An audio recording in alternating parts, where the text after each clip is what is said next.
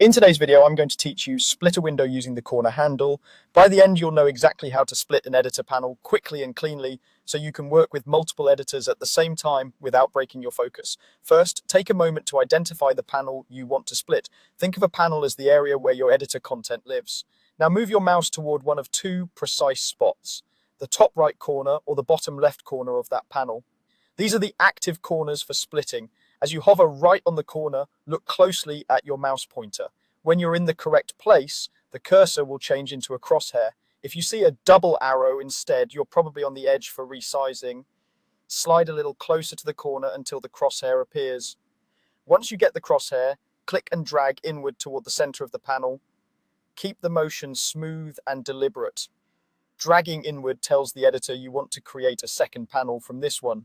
You may notice a guide or subtle change indicating where the new panel will appear.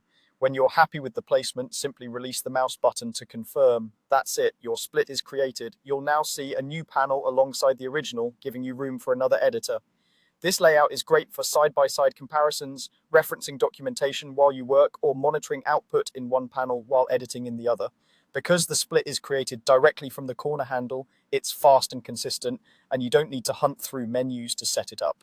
If the cursor doesn't turn into a crosshair right away, double check that you're hovering exactly on the top right or bottom left corner, not near a toolbar or tab strip that might cover the handle. Making the panel just a bit larger can also help you target the corner more easily. And if the app window is maximized and feels cramped, giving yourself a little more screen space can make the corner handle easier to hit. You can repeat the same click and drag action from those corners anytime you want to create additional panels. Each split gives you more room to organize your workflow exactly the way you like it without leaving your current workspace. That's all there is to it. Hover on the top right or bottom left corner until you see the crosshair, click and drag inward, and enjoy working with multiple editors at once.